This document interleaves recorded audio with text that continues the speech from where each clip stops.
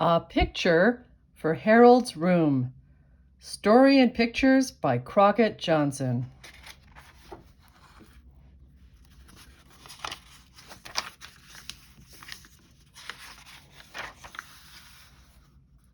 I want a picture to put on my wall, said Harold. He drew a house with his purple crayon. More houses made a little town. It was far away. The town had woods and hills around it. And it was at the end of a long road. It will look pretty in the moonlight, said Harold. And he stepped up into the picture to draw the moon.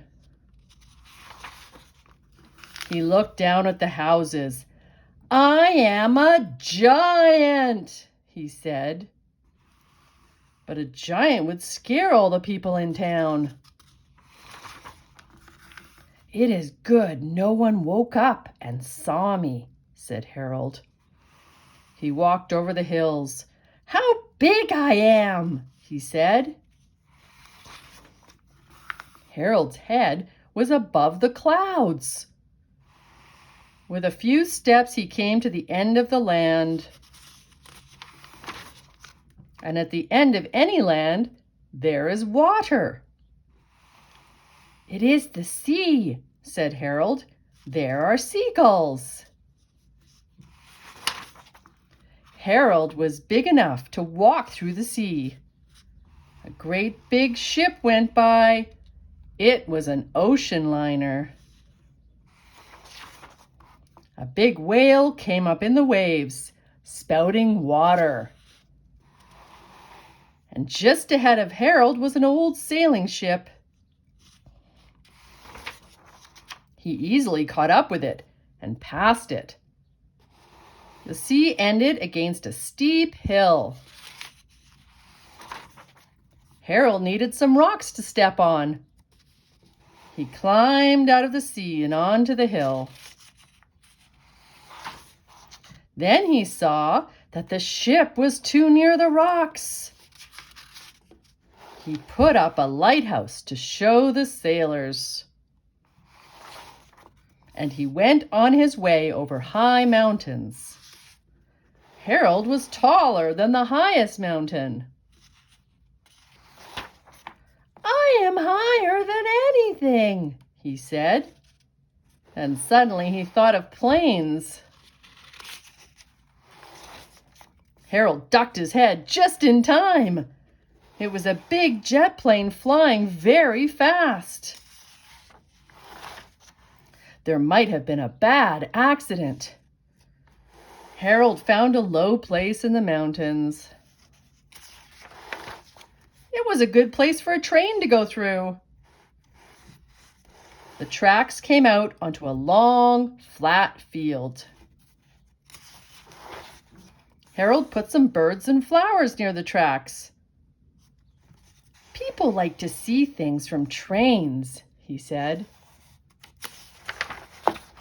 He went on drawing tracks and birds and flowers, and he had to keep looking for trains. It was a big job for a small boy. And all of a sudden, he saw how small he had become. He was half the size of a daisy. He was smaller than a bird. How would he get home? He could not wade home through the ocean. He could not climb those high mountains. And just then he fell into a mouse hole. Whoop! "Excuse me," he said to the mouse. Then Harold sat down on a pebble to think. After a minute or two, he stood up again. "This is only a picture," he said. And he took his crayon and he crossed it out. "I am not big or little. I am my usual size. But how could he be sure about that? At home, he was always his usual size. So he drew the door of his room. There was a long mirror on the back of the door. Yes, said Harold, I am my usual size. He was glad to be back in his room. He was tired. But he had no picture to hang on his wall.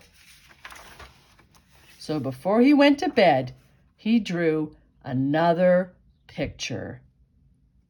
The end.